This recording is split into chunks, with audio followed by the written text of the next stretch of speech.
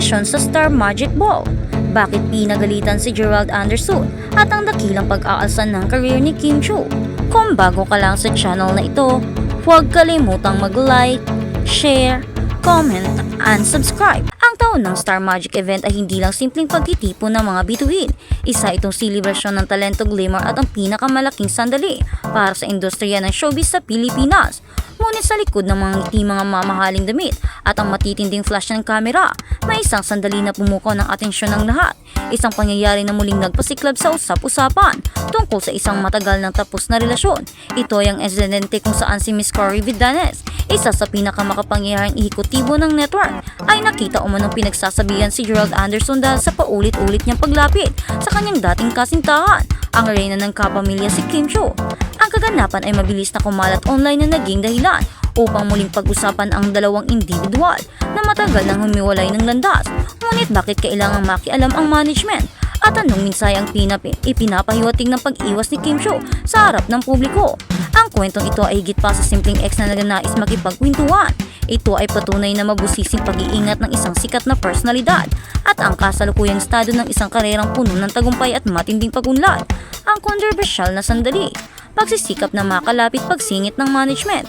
Ayon sa mga lumalabas na video at footage, kitang-kita ang pagpursige ni Gerald Anderson na gusto daw nitong lumapit kay Kim Chiu dahil pasiplat-siplat at ito tumitingin kay Kim, pero hindi siya pwedeng lumapit dahil alam naman daw nila na pinagalitan daw dito si Gerald Anderson. Doon na pumasok si Miss Cory na may seryosong mukha at kitang-kita sa kanyang kilos ang pagtutuwid o pagpapaalala kay Gerald. Ang insidenteng ito ay nagpahiwatig ng matinding pangamba at pagkainis mula sa management. Ang kanilang hindi pagsang-ayon sa inasal ni Gerald ay nagmumula sa pangangailangan na protektahan ang kanilang artista mula sa anumang kontrobersya na maaaring makasira sa kanyang image at relasyon at karera. Hindi biro ang epekto ng mga chismis at speculation sa social media.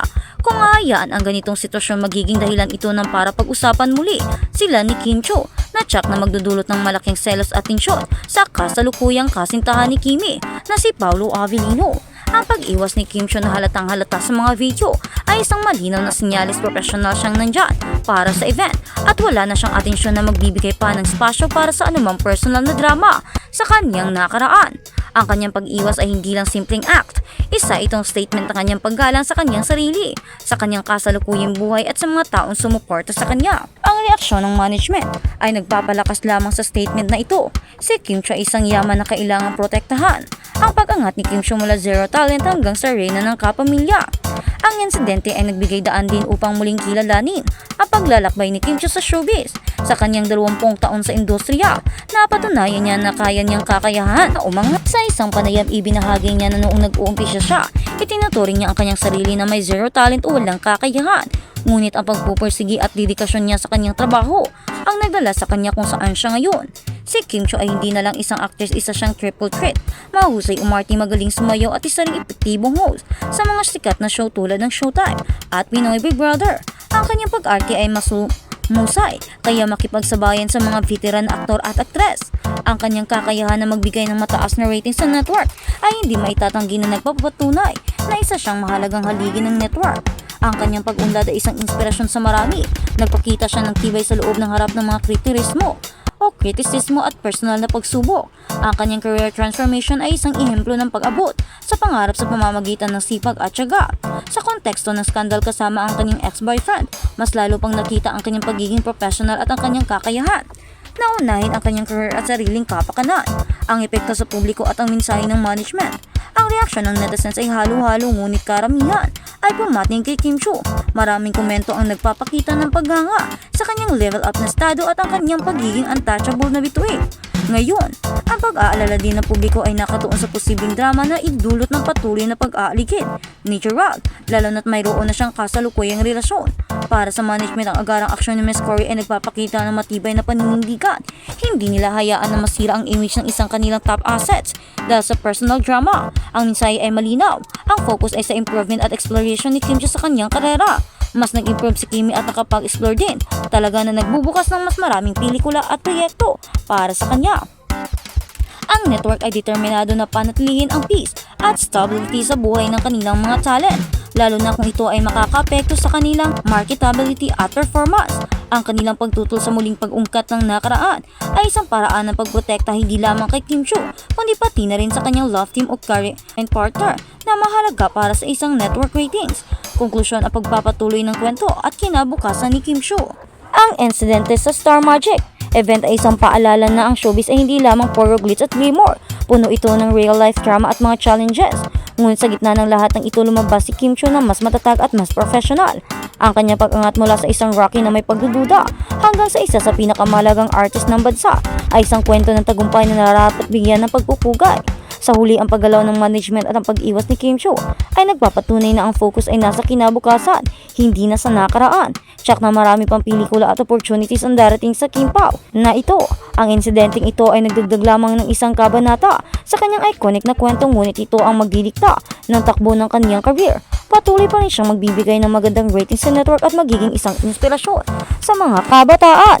Dahil kahit anong mangyari, paniguradong hindi bibitawan at iiwan si Kim Chiu kasama si Paolo Avellino ng network dahil alam na alam nila na ito lang ang magpapayaman sa kanila lalo. At sa kabilang banda, nakakaloka, Kim si Gerald pinatamaan sa expose. Hindi na nakatiis si Kim Chiu sa mga nababasa niyang feedback sa Sokmed kaya bigla itong nag-tweet sa kanyang ex account. Nakakaloka yung Felkua. Kung kapag relax akala mo talaga tayo ni Loco 15 years ago. Char na char. Yang trending post ni Kim Chiu ngayong Martes ng tanghali. Wala namang binanggit ang pangalan pero hula ng fans at mga tambay sa Sokmed. Patama ito ng Chinita Princess sa ex-boyfriend niyang si Gerald Anderson. Kung ano-ano kasing issue ang kumakalat online world matapos magkita, magbeso at magkasamang tumanggap ng Loyalty Award sa Star Magical Christmas Ball last Sunday sa Okada. At dahil nga kumalat sa Cyber Universe ang videos, photos na magkasama ang dalawa ay magdidilolo. Tuloy ang matagal nang nananahimik ng Cameron fans at marami ang nag-relapse at umaasang magkakaroon ng balikan o reunion project ang dalawa. Iba't ibang komento nga ang mababasa sa mismong expose ni Kim. Well, Kim knows her work. She's been through enough to know what's genuine and what's just noise. Naku mami, bakit may paganito pa? Better stay unbothered because if you know, you know. Pero please delete this road is not safe. Enough for a kind and genuine person like you. This might you know please. No one Kimi or nice one. There's no coming back. Hashtag Kim Paolo lang sapat na. OMG haha, kaya walang magre-relapse. Go Kimi, sumakit na mata ko. O namin kakapanood ng mga relapse nila sa FB, TikTok, IG. As you've said, Kim na that was 15 years ago, why bothered ka pa rin? You wouldn't if you aren't bothered eh. Ang chika pa nga ng fans at mga mimang netizens mo ang hindi rin bet ni Kimi na makatrabaho muli ang dating nobyo. Binasag na nga ba ng actors ang ilusyon ng mga hopyang fanny wall? Wag na lang ipilit mukhang super happy naman kasi si Kim sa piling ni Paolo Avellino. Kaya dead man na sa mga nagre-relapse sa Sokmed at hayaan na lang mga itong bumalik sa mga nakaraan.